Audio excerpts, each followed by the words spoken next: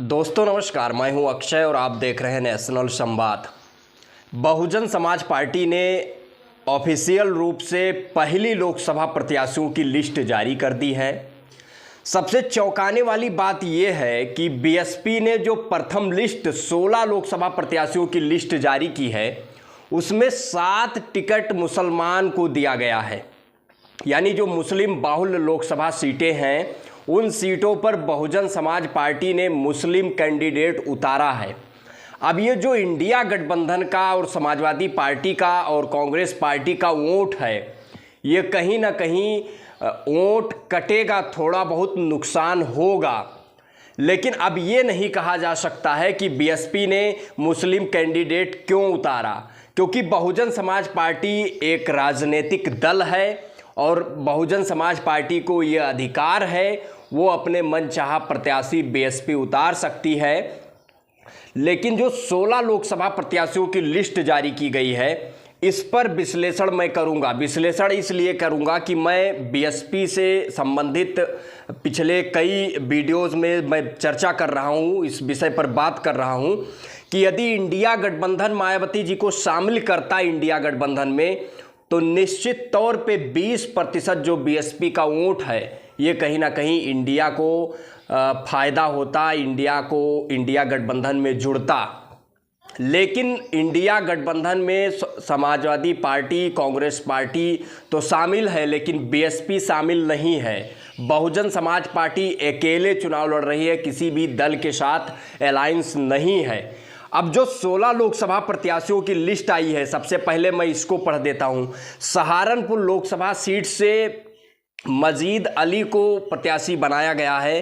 कैराना से श्रीपाल सिंह हैं, मुजफ्फरनगर से दारा सिंह प्रजापति हैं, बिजनौर से विजेंद्र सिंह हैं, नगीना सीट से जहां से चंद्रशेखर आज़ाद भी आज़ाद समाज पार्टी से लड़ रहे हैं, नगीना से बहुजन समाज पार्टी ने सुरेंद्र पाल सिंह को प्रत्याशी बनाया है।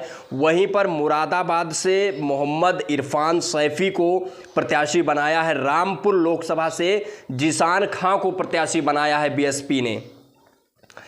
वहीं पर संबल से, जो कि 30-35 या 50% के आसपास मुस्लिम की आबादी है, ये माना जाता है, संबल से सौलत अली को प्रत्याशी बीएसपी ने बनाया है। वहीं पर अमरोहा लोकसभा सीट से मुजाहिद हुसैन को बनाया है।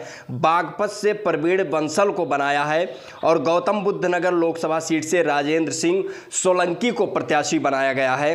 बुलंदशहर से गिरीश चंद्र जाटो को बनाया गया है और आंवला से आबिद अली को बनाया गया है। पीलीभीत से अनीस अहमद उर्फ फूल बाबू को प्रत्याशी बनाया गया है। शाहजहांपुर से दोदाराम वर्मा को प्रत्याशी बनाया गया है। ये 16 लोकसभा प्रत्याशियों की लिस्ट है, जिसमें 7 टिकट मुस्लिम समाज को दिया गया है। इससे कहीं ना कहीं जो इंडिया गठबंधन है, उसका नुकसान होता हुआ दिखेगा, क्योंकि बीएसपी जो मुस्लिम बाहुल्य लोकसभा सीटें हैं, वहां पर मुस्लिम प्रत्याशी बना रही है। इससे सीधा भारतीय जनता पार्टी को फायदा होगा और इंडिया गठबंधन में यदि मायावती शामिल होती तो इंडिया गठबंधन और मजबूत होता। हालांकि उत्तर प्रदेश में भारतीय जनता पार्टी को और एनडीए को सीधा चुनौती इंडिया गठबंधन दे रहा है और इंडिया गठबंधन और बीजेपी एनडीए बनाम इंडिया का चुनाव हो रहा है और लोकसभा में देखने को भी यही मिल रहा है कि इंडिया गठबंधन एक बड़ी चुनौती दे रहा है और ज़्यादा से ज़्यादा सीटें इंडिया गठबंधन उत्तर प्रदेश में जीतेगा। लेकिन फिर भी मायावती जी, अभी तक ये कयास लगाया जा रहा था कि मायावती जी इंडिया गठबंधन में शामिल हो सकती हैं।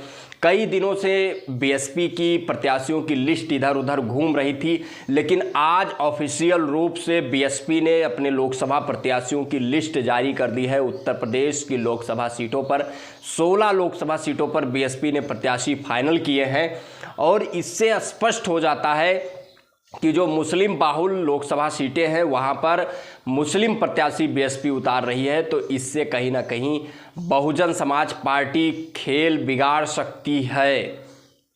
लेकिन इंडिया गठबंधन यदि प्रयास करता या मायावती जी अकेले चुनाव लड़ रही हैं, यदि इंडिया गठबंधन में शामिल होती तो मायावती यानी बीएसपी का फ़ायदा होता, साथ ही साथ इंडिया गठबंधन का फ़ायदा होता, क्योंकि 2014 के लोकसभा चुनाव में बहुजन समाज पार्टी की 0 लोकसभा सीटें आई थीं। 2019 के लोकसभा चुनाव में आरएलडी समाजवादी पार्टी और बहुजन समाज पार्टी अलायंस करके चुनाव लड़ी थी और बीएसपी को 10 सीटें मिली थीं। तो कहीं ना कहीं जो सीटों में बढ़ोतरी हुई, 0 से 10 पे बीएसपी पहुंची थी गठबंधन करने के बाद, लेकिन मायावती ने 2024 के लोकसभा चुनाव में ये निर्णय लिया है कि बीएसपी किसी भी राजनीतिक दल के साथ गठबंधन नहीं करेगी, अकेले चुनाव लड़ेगी और पहली लिस्ट भी जारी हो चुकी है। 16 लोकसभा प्रत्याशियों की लिस्ट आ गई है। लेकिन कितना इंडिया गठबंधन का, इससे जो बीएसपी प्रत्याशी उतार रही है, इससे इंडिया गठबंधन का कितना नुकसान होगा, इस विषय पर आप सभी लोगों की क्या प्रतिक्रिया है, आप अपनी प्रतिक्रिया कमेंट बॉक्स के माध्यम से अवश्य दें। यदि वीडियो को यूट्यूब चैनल पर देख रहे हैं तो चैनल को सब्सक्राइब करें, वीडियो को फेसबुक पेज पर देख रहे हो तो पेज को फॉलो करें।